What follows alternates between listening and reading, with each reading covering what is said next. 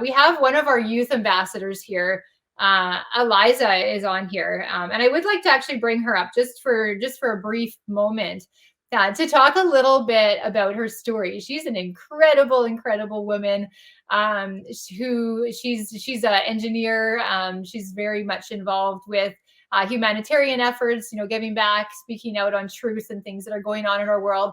And I'm just going to bring her up in a moment here, and I'd love to have her share about her story, why she felt she would like to be involved in the movement, and anything else that she wants to bring to the table today, because it's just an absolute honor to have you here, Aliza. Welcome, and I'm so glad you're here. Thank you for you stuck through the whole thing, entire event. I appreciate your support, your wisdom, your words, all your everything that you've already contributed, and we haven't even gotten started yet. So welcome, and so excited to hear from you here today.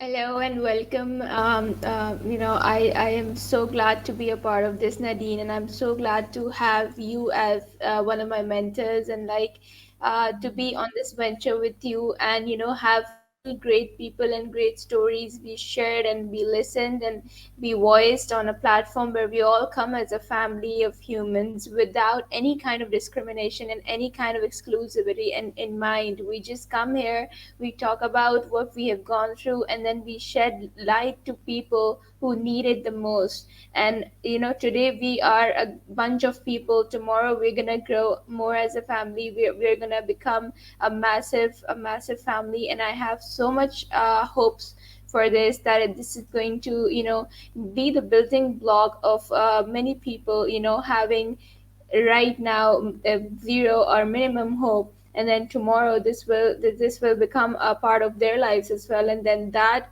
will just have an incremental effect. After that, it will just go on and forth. And then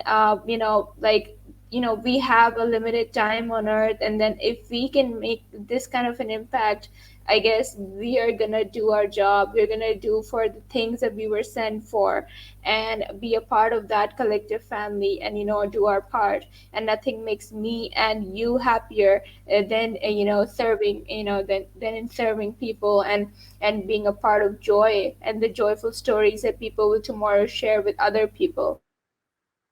So you see that you just become a part of like the staircase towards a better future.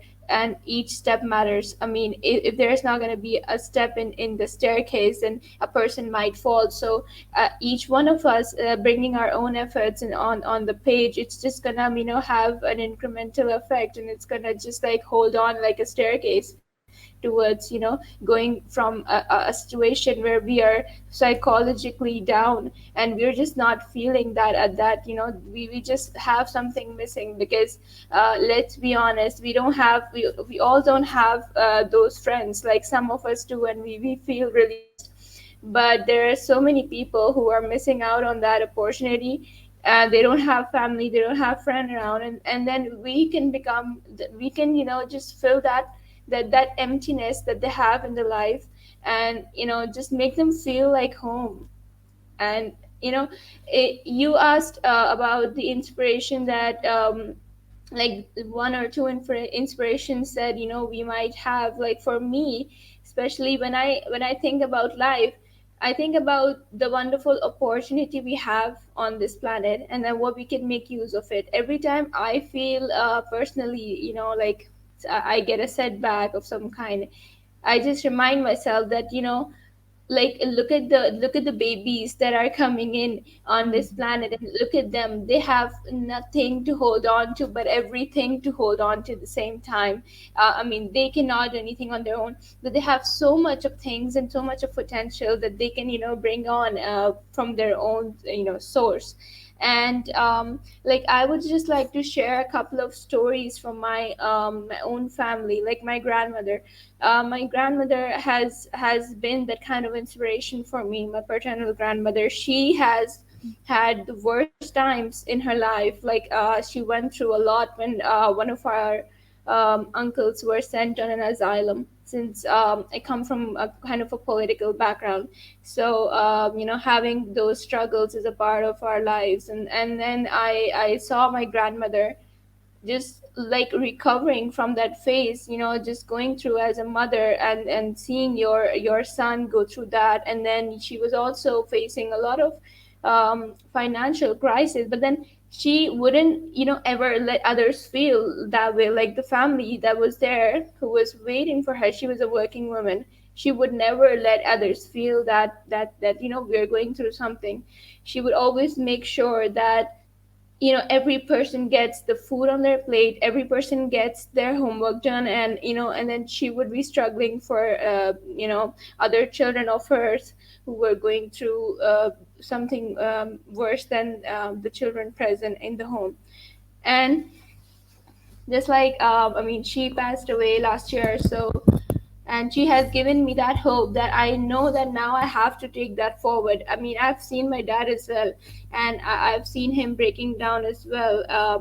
Last year, this period of disease that hit all of us, he hit us too. And my dad was just it was a near to death experience for him and for us as well, because when one of your family members is going through something so disastrous, not just physically but also mentally, it's something that you're just on the verge of giving up, but then you don't, because you know that this is the time that your family and your the part of your family who is laying on this on the stretcher needs you the most.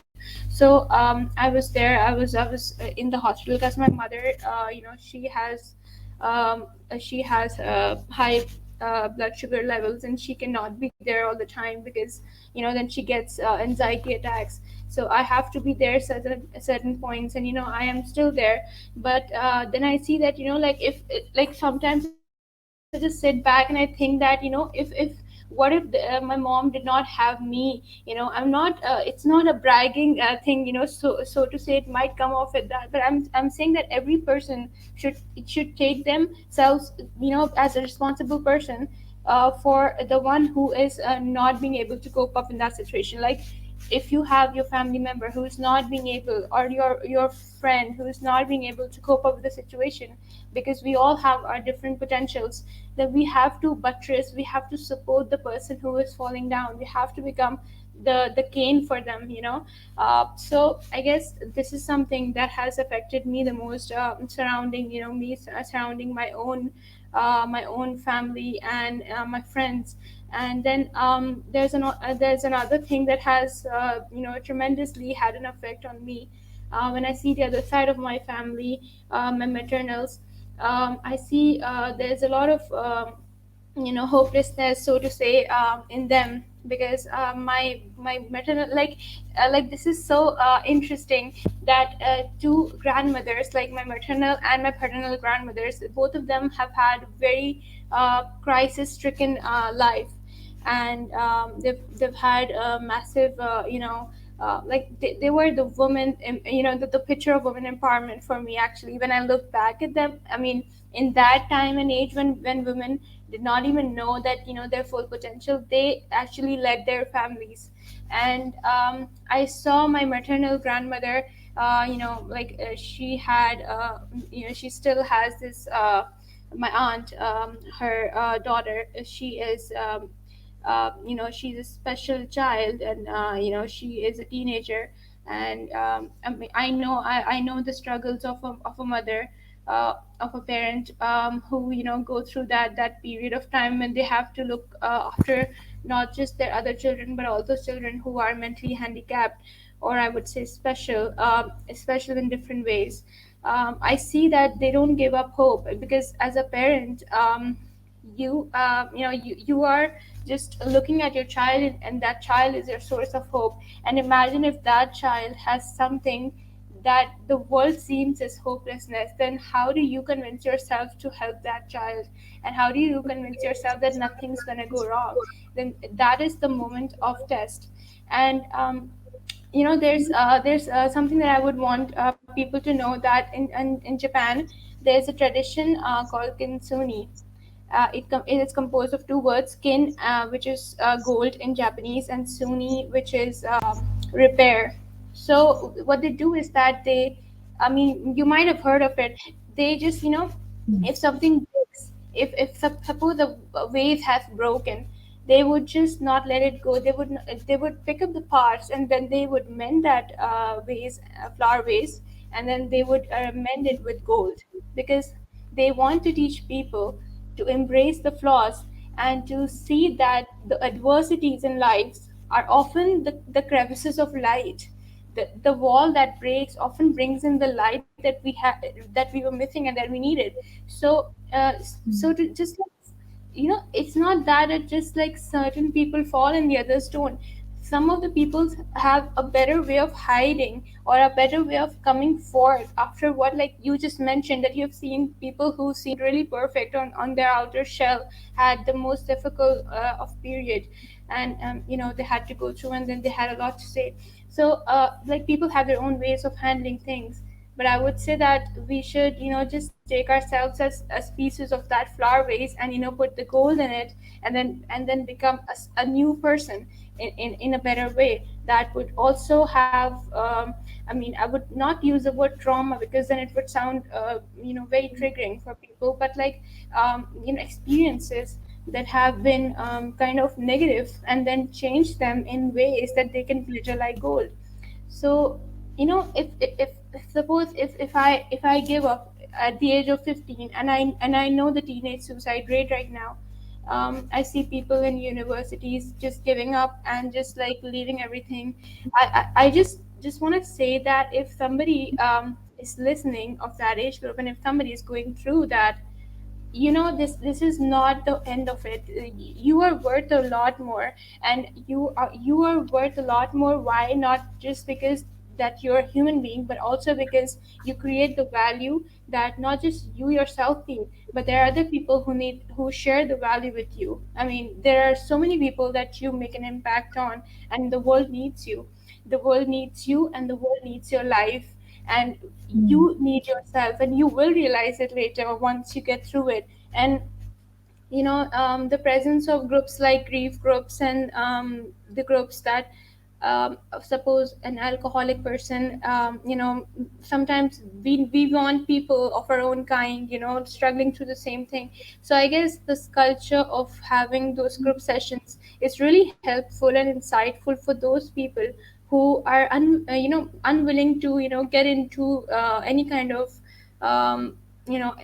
debate with people who have not suffered, because I know that if I'm an alcoholic, and if I don't get a person who is as alcoholic as me, then I know that I'm going to face a different kind of mindset, and then I have to just let them know what I'm going through. So it's easier to mingle and to talk through people who have been through the same thing. So I really appreciate having group sessions, mental group sessions and mental therapies, and at any point in our lives we may need that. So it's really important to know that everything is in the brain, and once we know that this is something that this part of our whole body is actually misinterpreting, or like we need to fix it. We need to go through that traditional Japanese kintsugi, and we need to fill it with the gold, and then Yeah. we need to identify, realize that that's not our bad luck, that's not our bad fate, and we weren't chosen for something bad. God always puts you through the things that He knows that you will be able to come out of.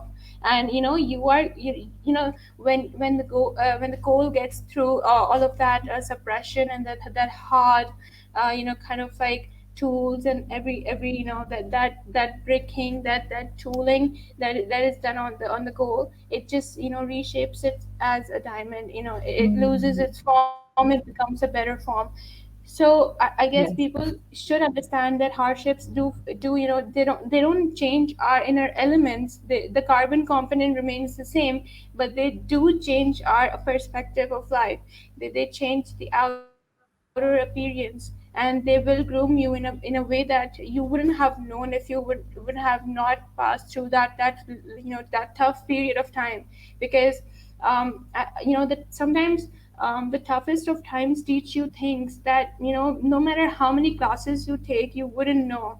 And it's Yeah. just Oh, it's exactly. it's And I love Eliza. I love that you're sharing about, the difficult times we've gone through. I always say that, that our mess turns into our message, or the greater struggles we go through is because we have a greater mission and purpose to live out here on earth. So, and your idea of the gold and your grandmothers, both of them, and the struggles they went to, you touched on some very powerful points of breaking chains and family lineages, right? Between what our ancestors have gone through, our parents, our grandparents, our great grandparents, and breaking those chains and being able to step up and do something different that is better for ourselves and for all of humanity. You're just such a beautiful light, and at such a young of age to have all of the wisdom that you have and you impart through your words and your speaking. It's just absolutely brilliant. You're just an absolute gift to this world, and everything you just shared there, I love all of it, and it's needed in our world in such a big way. So thank you so much for being here today and for being patient Thank you and so much, working through all of this for and having just me. being a part of our movement as one of our youth ambassadors of hope. Yeah, you're just going to continue that.